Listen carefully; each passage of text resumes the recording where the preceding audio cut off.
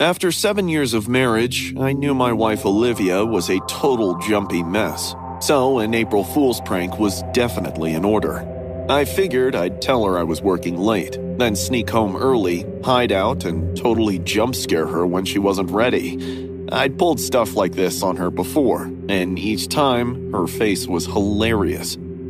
Around 6 p.m., I shot her a text to let her know my boss needed me to stick around at work until midnight, so she shouldn't wait up and just go ahead and grab some food. She hit me back with a sad face emoji, saying she'd miss me. I felt a little guilty, but my brain was already busy figuring out where I was going to hide once I got home. Maybe the shower curtain or the bedroom closet. I left work at 9:30 and drove home grinning like an idiot. I parked down the street so she wouldn't hear my car, then walked up to the house, trying not to laugh.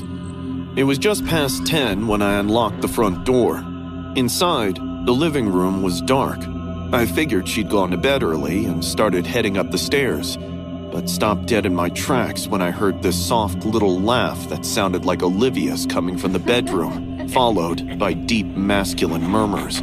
I strained my ears and listened again. It wasn't a mistake. My heart started hammering in my chest. I crept up even quieter.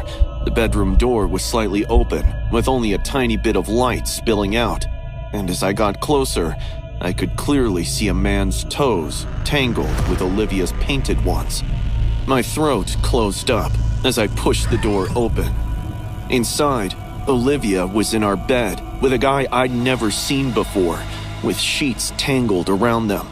They both jumped out of the bed the moment they saw me. Mark! Olivia stammered. "What the fuck?" My voice came out strangled. The guy scrambled out of bed and started grabbing his clothes. Olivia was trying to cover herself with a sheet, saying my name over and over. Mark, please let me explain. "I'm done. We're done. Get the fuck out of my house." I pulled out my phone. "I'm calling my lawyer and your mom and everyone we know. They're all gonna know your true face. I won't spare either of you." Olivia's face went from panic to pale. She looked at the guy who looked back at her. In seconds, he was across the room, seizing my wrist. He twisted my arm behind my back, and my phone dropped, clattering onto the floor. "What are you doing? Let go of me!" I tried to pull away, but he was way stronger. Olivia hurriedly grabbed my phone and hurled it against the wall. We can't let him tell anyone, Spencer. Do you understand? The way she talked, plus the look on her face, immediately made me get what was going on, and my heart just totally stopped. "Olivia, what the fuck are you talking about?" I was yanking against the guy's grip. He tightened his hold, and pain shot up my arm. I'm sorry, Mark. I'm so sorry. But she didn't look sorry. She looked scared and desperate. The guy shoved me forward. I hit the dresser so hard, white spots danced in my vision. Before I could turn around, his hands were on my throat. I couldn't breathe. I clawed at his fingers, but they were locked. My vision started going dark around the edges. I threw my weight sideways. We crashed into the nightstand. The lamp fell and shattered. His grip loosened for a second, and I sucked in air and screamed. "Help! Somebody help me!" He grabbed me again and slammed me against the wall. My head cracked against the drywall, and everything went white. Shut him up! Olivia was yelling, panicking. I kept screaming as loud as I could. "Help! They're trying to kill me! Someone call 911!" His hands were back on my throat, squeezing harder. I was hitting him, but he wouldn't let go. My lungs were burning, and my eyes started closing. Right then, someone pounded on the front door. "Police! Open the door!" His hands released. I collapsed, gasping and coughing. "Come on, we have to go! Now!" He grabbed Olivia's arm, and they bolted out the back door. I could hear their footsteps fading out in the yard. The banging on the front door got louder. I crawled into the hallway and yelled that I was opening it before I finally got the door unlocked. It wasn't the cops. It was my neighbor Jerry and his wife Linda, plus Mr. Patterson from right next door. They all looked totally freaked out. "We heard screaming," Jerry said. "Are you okay? Where's Olivia?" I pointed at the back door. Jerry bolted over to check it out, while Linda called 911, and Mr. Patterson helped me sit down. The real police showed up 10 minutes later. They checked out the house, the yard, and the whole neighborhood. Olivia and the guy were long gone. I told them everything. I did my best to describe the guy. They put out an alert for Olivia, checked her phone and bank records. She pulled out $5,000 that afternoon. Her car turned up 3 days later at a bus station 2 states away. She's been gone for 8 months. The police think that she and the guy had been planning to run for a while, and my showing up early ruined it. Or maybe they would have waited until I came home at midnight like I said I would, dealt with me and made it look like something else. I'm 32 now and relocated to a different state. The cops say Olivia's still out there and they're still looking, but the detective who calls me every few months sounds less sure each time. Sometimes I wonder if she thinks about that night, whether she regrets it or whether she's just glad I survived so she's not wanted for murder. I still don't know which one I'm hoping for. Selena and I broke up 4 months before April Fool's. She took it badly and kept showing up outside my building. When she couldn't get in, she started leaving voicemails at 2 a.m, crying into the phone. When her antics didn't work, she started tagging me in old photos with captions like, "Miss this." My friends told me to block her. Selena had always been obsessive during our relationship. In fact, it was the same toxicity that had drifted us apart.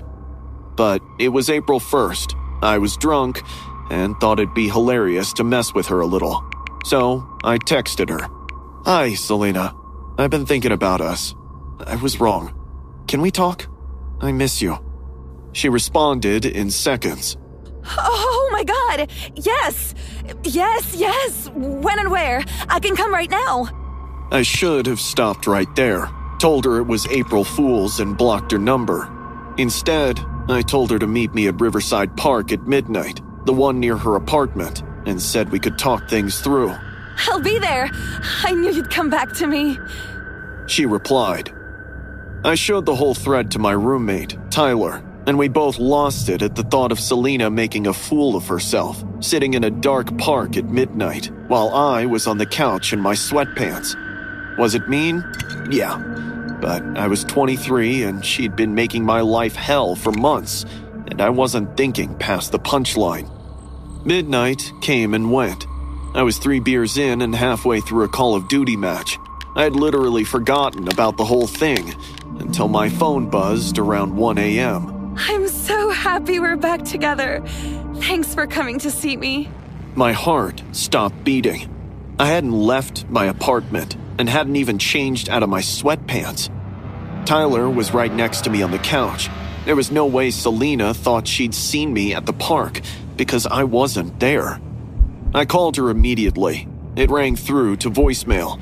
I called again and again. Tyler asked what was going on. When I showed him the text, he went pale as a ghost. Dude, who the hell is with her? I tried 5 more times, but she didn't pick up.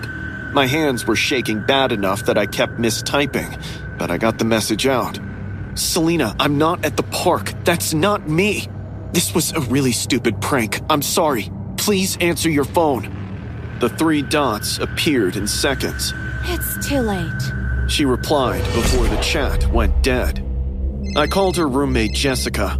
She picked up on the 4th ring, half asleep and irritated. What? Is Selena there? No, she left like 2 hours ago. Said she was meeting you. Why? My throat closed. No, Jason.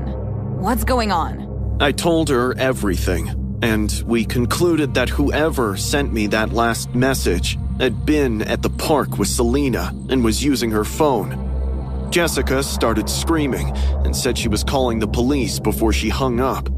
I sat staring at the screen. Tyler was pacing, saying we should drive to the park, but I couldn't get off the couch. 2 officers showed up at my door at around 2:30. They asked me about my relationship with Selena and why I'd told her to meet me at midnight if I never planned to go. I walked them through the prank and watched their faces go flat. So, you lured your ex-girlfriend to an empty park in the middle of the night as a joke? I didn't think she'd actually... I'm sorry. She's safe, right? You found her? They searched the park and found her car in the lot with doors unlocked. The keys were still in the ignition. Her purse was on the front seat, but her phone was missing. Under one of the oak trees near the walking path, they found her left heel lying in the dirt with blood smeared on the strap. Selena never came home that night. The police kept me at the station for hours. They wanted my whereabouts between 11 and 2. Fortunately, Tyler backed up my story, and the building security footage confirmed I never left. They had to let me go, but I could see what they thought. They searched for weeks, but couldn't even trace a single lead. The section of the park where they found the shoe had no cameras. Selena just vanished. When they pulled her phone records, the text to me came from her number, but by the time they tried to ping the location, the phone was already off. It was probably destroyed. For months to come, I couldn't stop sobbing, thinking about everything. Who was waiting at that park? Someone who knew she'd be there because I'd told her to come. Someone who'd been watching her, maybe. And I handed them the whole setup without knowing it. I'm 24 now. I keep trying Selena's number, hoping one day she'd answer and I could tell her how sorry I was. Jessica doesn't answer my calls. Selena's family told me not to contact them. Tyler moved out 3 months after it happened, said he couldn't be around me. I don't sleep. Each night, I keep going over the same thing. Did she figure out it wasn't me when she got there? Did she try to run? Or did whoever took her keep up the act long enough that she didn't realize until it was already done? The case is still open, technically, but the detective told me last year they've run out of leads. Her file is in a box somewhere, collecting dust. People ask if I think she's still alive. I don't know. I don't let myself answer that. Bernie was my favorite cousin, because he was the only one who didn't treat me like a baby at 11. So, when he said we should prank our parents on April Fool's Day, I didn't even need convincing. Bernie's pranks were always the best. Last year, he'd put plastic wrap under the toilet seat, and his dad fell for it. We laughed about that for months. This time, we were keeping it simple. My uncle's farm had this massive corn maze that they opened every October. In April, the corn was already 8 feet tall. Bernie said we'd sneak out, hide in the maze, and watch our parents freak out. They'll be running around, screaming our names like idiots, he said, giggling. That evening, when our folks were laughing, having dinner and wine, Bernie grabbed my arm and whispered it was time. We slipped out the back and ran across the field, giggling. The maze entrance was maybe 200 yards away, far enough they wouldn't hear us. It was the weird time right before it got dark, when everything looked gray.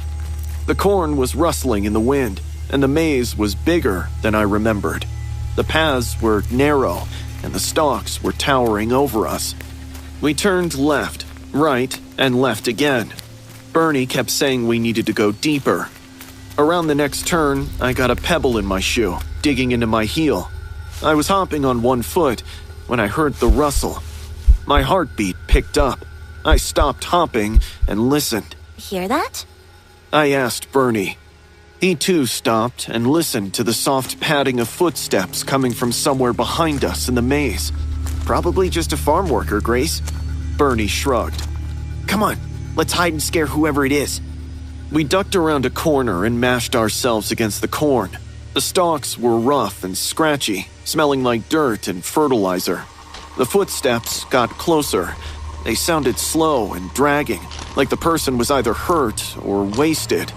When they got really close, Bernie gave me a thumbs up as we waited.